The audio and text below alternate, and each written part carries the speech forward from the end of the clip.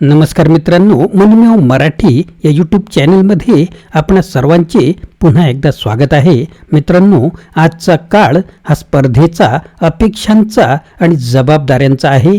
शिक्षण असो, नोकरी असो की घरगुती जबाबदाऱ्या, ताण सगळीकडेच आहे. हाच तणाव अनेकांना आयुष्यावरची पकड गमवायला लागतो. कधी नकळत रागात, कधी अश्रूंमध्ये, तर कधी आत्मघाती विचारांपर्यंत नेऊन पोहोचतो. पण प्रश्न असा आहे की आपण हा तणाव जिंकू शकतो का?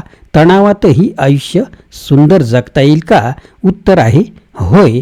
आजच्या या व्हिडिओमध्ये आपण पाहणार आहोत डॉक्टर उज्ज्वल पाटणी यांच्या प्रेरणादायी पुस्तकातील तणावाचा सामना करण्याची व्यवहार्य सूत्र. कसं जगावं तणावमुक्त जीवन, कोणत्या ताणांचा सामना कसा करावा आणि परिवर्तनीय व अपरिवर्तनीय परिस्थितीचं सामर्थ्य कसं समजून घ्यावं. चला तर मग शोधूया तणावमुक्त जीवनाची खरी गुरुकिल्ली. मित्रांनो, आजचा व्हिडिओ थोडा मोठा आहे परंतु अत्यंत महत्त्वाचा आहे. आपण जर चॅनलवर नवीन असाल तर चॅनलला लगेच सबस्क्राईब करून घ्या. सुरुवात करूया आजच्या महत्त्वपूर्ण अशा विषयाला. तणाव असेल तर आयुष्य असेल. काही दिवसांपूर्वीच मी तणावरहित जीवन जिये हे पुस्तक वाचले. जीवनात कधीच तणाव न येण्याच्या अनेक युक्त्या त्यात सांगितलेल्या होत्या. मी विचारात पडलो की आपल्या जीवनात बिलकुलच तणाव नसेल असे कधी शक्य होईल काय? खरेच आपल्या जीवनात तणाव येणे शक्य नाही. आपण खरेच तणाव कायमचा मिटवू शकतो. लहान मुलांना स्वतःच्या वजनापेक्षा जास्त जड दप्तर आणि शिक्षण वाहून नेण्याचा तणाव आहे. जीवघेण्या स्पर्धेचा तणाव आहे. युवकांना उच्च शिक्षणाचा तणाव आहे. शिक्षण पूर्ण केल्यानंतर नोकरी आणि व्यवसायाचा तणाव आहे. गृहिणींना वाढती महागाई, घरगुती कामाचा ताण आहे. वडिलांना मुलीचे एकाचे 2 हात करण्याचा तणाव आहे. कर्मचाऱ्यांना कपातीचा तणाव आहे. वृद्धांना व्याधींचा तणाव आहे. संपूर्ण जगात प्रत्येक व्यक्तीला कधी ना कधी कोणत्या तरी गोष्टींचा तणाव असतोच. आणि तणाव असणे वाईट गोष्ट थोडीच आहे. जगत असणाऱ्या विविध परिस्थितीत लढत असणाऱ्या लोकांना ताणतणाव असेल तर ते नैसर्गिकच आहे. तणावरहित जीवनाच्या कल्पनेपेक्षा मोठा तणाव असू शकत नाही. मला असे वाटते की तणावरहित जीवन शोधण्याऐवजी आपण हा विचार करावा, तणाव कसा कमी करावा, तणावाची कारणे कशी दूर करावीत. नेहमीच तुमच्या मनासारख्या गोष्टी घडणार नाहीत हे सर्वात आधी स्वीकारा. कधी सुख तर कधी दुःख देणाऱ्या घटना तुमच्यासोबत घडतील. जेव्हा सुख मिळेल तेव्हा खुल्या दिलाने खुश व्हा आणि दुःख मिळेल तेव्हा 2 अश्रू वाहिले तर काय फरक पडतो? भावनांवर कठोरपणे नियंत्रण ठेवण्याचा प्रयत्न करू नका. हा प्रयत्न आपल्याला तणावात बुडवून टाकेल. पुस्तकात लिहिलेलं आपल्याला आढळते की दुःखातही हसा, पण मी या गोष्टीशी सहमत नाही. 2 मिनिटे रडून घ्यावे वाटत असेल तर पूर्ण इच्छाशक्ती आणि ताकद लावून कृत्रिम हसू काय करू शकणार आहे? तशी वेळ असल्यास किंवा आल्यास 2 मिनिटे रडून घेणेच सर्वोत्तम ठरते. तणाव छूमंतर होतो. प्रत्येक भावनाही दाबू नका. कृत्रिमता आणू नका. तणावाचा सामना करण्याची व्यवहार्य पद्धत परिस्थितीचे आकलन करणे आणि कारणांवर पूर्णतः विचार करणे हे आहे. कारण तुमच्या नियंत्रणात असेल तर ते दूर करा आणि ते तुमच्या शक्तीबाहेर असेल तर त्यावर पुन्हा विचार करू नका. आता पहा, तणावपूर्ण परिस्थितीमध्ये थंड डोक्याने हा विचार करा की आपण कोणती परिस्थिती बदलू शकता, म्हणजेच परिवर्तनीय परिस्थिती, आणि कोणती परिस्थिती आपण बदलू शकत नाही, म्हणजेच अपरिवर्तनीय अशी परिस्थिती. न बदलणाऱ्या गोष्टींची चिंता आपण करीत राहत असाल तर तणाव वाढत राहील. कारण पूर्ण शक्ती लावली तरी न बदलणाऱ्या गोष्टी तुम्ही बदलू शकत नाही. समजा तुमच्या घरी 2 दिवसानंतर लग्न आहे. तुम्ही कल्पनाही केली नव्हती, पण अचानक पावसाला सुरुवात झाली. आता पाऊस सुरू झाल्यामुळे तुम्ही खूप तणावात आहात. पाऊस तुमच्या नियंत्रणाच्या बाहेर असूनही तुम्ही पावसाच्या नावाने शिव्या मोजत राहिल्यास ताण वाढत जाईल. लगेच परिस्थितीचा स्वीकार करून बचावाचे मार्ग शोधावे लागतील. खुल्या लॉनवर पार्टी असेल तर त्याऐवजी इनडोअर पार्टी ठेवा आणि लॉनवर छत टाका. मोठ्या पावसासोबत वादळ आल्यास वीजही जाईल आणि विजेसाठी जनरेटर तयार ठेवावे लागेल. हा विचारही आपल्याला करावा लागेल. पाऊस का पडला, हवामान खात्याने तशी माहिती का दिली नाही, हे वारंवार मनात आणून तुम्ही तुमची शक्ती व्यर्थ खर्च कराल. तणावपूर्ण परिस्थितीत मी हा विचार करतो की या परिस्थितीत माझ्या नियंत्रणात असणारी कामे कोणती, त्या कामांची तत्काळ जबाबदारी घेऊन मी ती हाती घेतो. जी कामे माझ्या हाताबाहेरची आहेत ती गौण मानतो आणि त्यात माझी शक्ती व्यर्थ गमावत नाही. मित्रांनो, आता आपण पाहूया तणावाचा सामना करण्याची महत्त्वाची सूत्रे.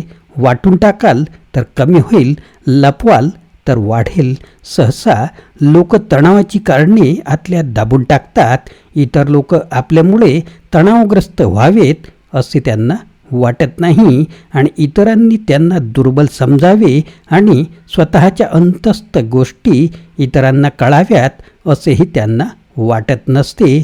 अशा लोकांना स्वतःच्या तणावामुळे कोंडल्यासारखे वाटते, कारण तणाव बाहेर पडायला मार्गच नसतो, तो आतल्या आत खदखदत असतो. अशावेळी हे लोक आत्मघाती पावले उचलतात किंवा काहीतरी चुकीचा निर्णय घेतात. तुम्ही तुमच्या पत्नीशी, कुटुंबातील सदस्यांशी किंवा जवळच्या मित्रांशी अडचणींबाबत चर्चा करावी हेच उत्तम. तुम्ही अडचणीबाबत बोलू लागताच तणाव कमी होऊ शकतो, कमी होऊ लागतो. तणाव कमी होत असताना समाधानी वाटू लागते.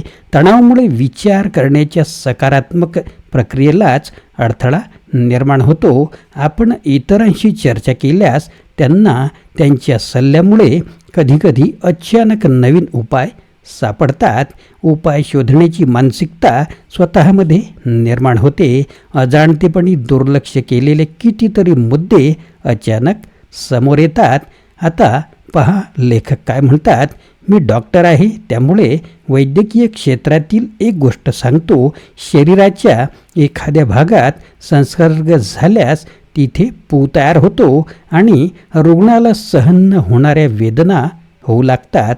सूज येते, अशी सूज वाढत जाते आणि वेदनाही वाढतात. अशावेळी औषधांचा काहीच परिणाम होत नाही. अशावेळी डॉक्टर त्या सुजलेल्या भागावर छोटीशी चीर पाडतात.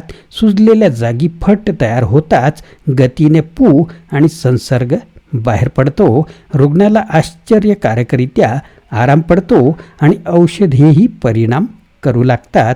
तात्पर्य हेच की दबाव आणि ताण बाहेर पडायला मार्ग तयार करा.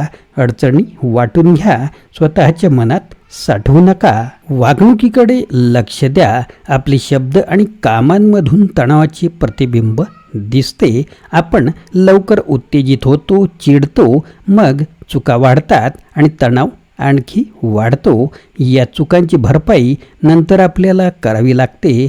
कोणत्याही परिस्थितीवर नियंत्रण मिळवण्यासाठी आपल्याला थोडे धैर्य बाळगून वागावे लागेल. अशावेळी कुटुंब आणि मित्रांवर भडकून किंवा त्यांच्याशी वाईट वागून तुम्ही नातेसंबंध गमावून बसाल. भविष्यात तणावाची नवी कारणे तयार कराल आणि दुहेरी नुकसान होईल. थांबा, विसावा घ्या आणि नंतर विचार करा. बाहेर पडण्याचा कोणताच मार्ग नाही.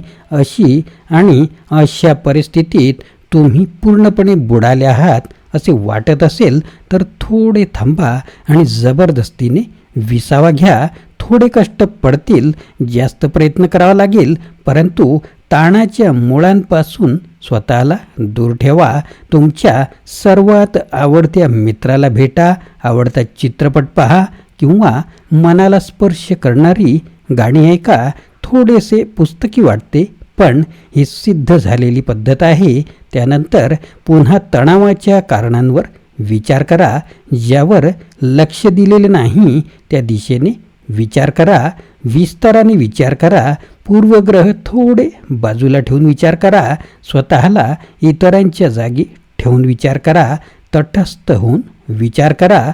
मार्ग नक्की सापडेल. आता पुढे पहा काय करायचं. प्रार्थना आणि ध्यान. मोठे मोठे नास्तिक लोक देखील अडचणीत सापडताच देवाचे नाव घेऊ लागतात. हे मी पाहिलेलं आहे. ध्यान, प्रार्थना हे करताना देवासमोर आपण आपल्या अंतरात्म्याशी देखील एकरूप होतो. आश्चर्यकारक समाधान आणि शांतीचे किंवा या शांतीने मन भरून जाते. प्रार्थना खऱ्या होतात असा माझा विश्वास आहे. तुम्ही देखील जीवनात ईश्वराचे अद्भुत चमत्कार अनुभवले असतील. असे चमत्कार तर्काच्या बाहेर असतात. हेच सत्य आहे. मी देवाच्या पायाशी जाताच माझे मोठ्यात मोठे दुःख आणि लहानात लहान समाधान देवासमोर ठेवतो. मला नेहमी वाटते की देव हळूवारपणे माझ्या कानात सांगतोय, चिंता करू नकोस, मी तुझ्या सोबत आहे. देवावर विश्वास ठेवा, निष्ठा ठेवा आणि काम करणे चालू ठेवा. ध्यान आणि योगामुळे तणावाच्या परिस्थितीत अमृतासारखा उपाय सापडल्यासारखे काम होते. आपली पूर्ण संस्कृती अध्यात्म आणि ध्यानावर आधारित आहे. म्हणून आपण भारतीय लोक खूपच भाग्यशाली आहोत. ऋषीमुनी आणि वेदांनी आपल्याला या प्रकारात विशेष योग्यता दिली आहे. ओशो, श्री श्री रविशंकर ते दीपक चोपडा आणि महेश योगी यासारख्या लोकांनी जगभरात अध्यात्माचा ध्वज रोवला आहे. ध्यान आणि योगाची पुस्तके वाचा. त्यातून जीवन जगण्याच्या शैलीचा विकास करा. आणि मित्रांनो, बाहेरील नियंत्रण कसे ठेवायचे पहा.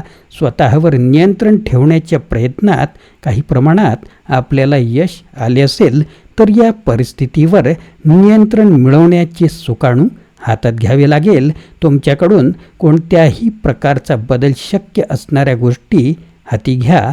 एका विचारवंताने म्हटलेलेच आहे की आपण कोणत्या परिस्थितीतून जावे हे देव निवडतो, त्या परिस्थितीतून कसे जावे हे आपण निवडतो. प्रयत्नात कमी पडू नका. पूर्वीपासूनच डोक्यात ग्रह तयार करून घेऊ नका. सर्व शक्य मार्गांचा विचार करा आणि एकाग्र होऊन उपाय शोधा. आपण शांत आणि नियंत्रणात असताना इतर लोक देखील तुमच्या मदतीला येतात. बाहेरच्या विरोधी गोष्टी देखील हळूहळू हार मानतात. मित्रांनो, तणावासोबतच खेळणे आणि ते हसत हसत झेलणे हा माणसाच्या जीवनाचा भाग असायला हवा. कधीकधी मलाही वाटते की दिवस आणि रात्रीचे 24 तास खूप कामे होतात. कामांचा अंत नसतो. निसर्गाने मला स्वतः सारखेच बनविले आहे. अनादी काळापासून फुले फुलत आलेली आहेत. वारा असाच वाहतो आहे. हे सर्व थांबत नाही, तर आपण का थांबावे, असे देव आनंद यांनी म्हटलेले आहे. तणाव हा जीवनाचा भाग आहे, पण तो आयुष्य नष्ट करणारा ठरू नये हे आपल्या हातात आहे. डॉक्टर उज्ज्वल पाटणी आपल्या पुस्तकात स्पष्ट सांगतात की आपण कोणत्या गोष्टी बदलू शकतो आणि कोणत्या बदलू शकत नाही. हे ओळखणं हेच तणावमुक्त जीवनाचं खरं सूत्र आहे. भावना दडपून ठेवण्यात तर तणाव वाढतो, पण त्या वाटून घेतल्या, व्यक्त केल्या तर तो हलका होतो. हसणं, रडणं, प्रार्थना, ध्यान ही तणावावरची औषधं आहेत जे आपल्याला आतून शांत करतात. तर चला, आजपासून आपण नक्की ठरवूया, तणाव टाळायचा नाही, पण त्याला सामोरं जायचं. स्वतःकडे प्रामाणिकपणे पाहायचं आणि बदल शक्य असेल तिथे कृती करायची. कारण शेवटी जीत आणि हार ही परिस्थितीपेक्षा आपल्या मानसिकतेवर अवलंबून असते. मित्रांनो, हा व्हिडिओ तुम्हाला उपयोगी वाटला असेल तर नक्की लाईक करा, शेअर करा आणि चॅनलला सबस्क्राईब करा. आपल्या प्रतिक्रिया आणि अनुभव खाली कमेंटमध्ये जरूर सांगा. आपल्या शब्दांनी दुसऱ्यांनाही दिलासा मिळू शकतो. पुन्हा भेटू एका नव्या विचारसंपन्न प्रवासात तोपर्यंत तणावरहित समाधानकारक जीवनासाठी प्रयत्न सुरू ठेवा. धन्यवाद.